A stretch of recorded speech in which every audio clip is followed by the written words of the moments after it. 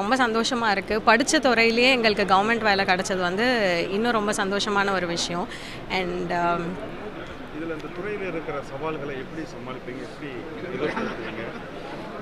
இந்த துறை வந்து எவ்வளோ முக்கியமான துறையோ அதுக்கேற்ற மாதிரி இது வந்து கொஞ்சம் சவாலான துறையும் தான்.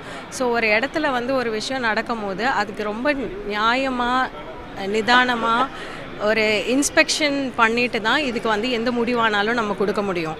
ஸோ போன உடனே பார்த்துட்டு இவங்க மேலே தான் தப்பு அவங்க மேலே தான் தப்புன்றதை நாங்கள் முடிவு பண்ணவே முடியாது. ஸோ ஒரு டெசிஷன் எடுக்கிறதுக்கு முன்னாடி அதுக்கு தேவையான சயின்ஸ் பேஸ்டு கிரவுண்ட்ஸ், இந்த FSSAI எல்லாமே வந்து சயின்ஸ் பேஸ்டு எவிடன்ஸில் தான் இந்த ரெகுலேஷன்ஸு இந்த ஆக்ட் எல்லாமே அது பேஸ் பண்ணி தான் நம்ம டெவலப் பண்ணியிருக்கோம். ஸோ அதனால் சயின்ஸ் பேஸ்டு எவிடன்ஸை எடுத்துகிட்டு கிரவுண்ட்ஸ் கலெக்ட் பண்ணிவிட்டு அதை எல்லாத்தையுமே இன்ஸ்பெக்ட் பண்ணி ஸ்க்ரூட்டனைஸ் பண்ணிட்டு தான் ஒரு ஜட்ஜ்மெண்ட்டுக்கு நாங்கள் கொண்டு வர முடியும்.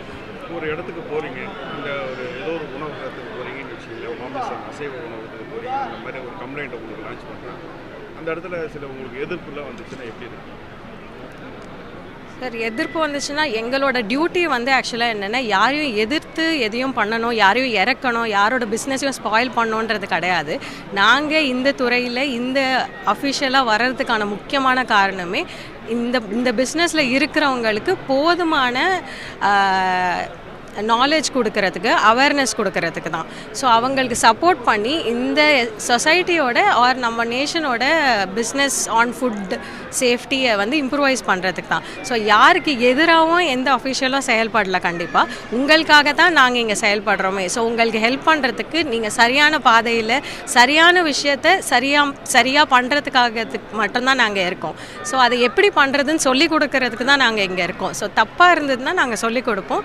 அது திரும்பி ரொம்ப தப்பாக இருந்துச்சுன்னா அதுக்கு என்ன தேவையான ஆக்ஷன் எடுப்போமோ அது கண்டிப்பாக எடுப்போம். நாங்கள் தப்பு ஆய்வக அறிக்கை மூலிமா நிரூபணம் ஆகுதுன்னா அந்த கடைக்கு சீல் வைக்க வேண்டிய ஒரு சூழ்நிலை வரும் இல்லையா? எப்படி இருக்கு சார்? கண்டிப்பாக. ஸோ இப்போ நாங்கள் வந்து இப்போ புது ஃப்ரெஷ் ஆஃபீஸர்ஸ்.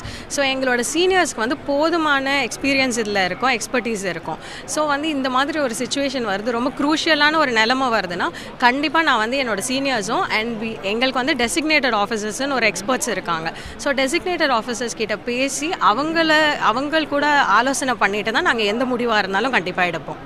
சவால் எதிர்கொள்ள தயார்?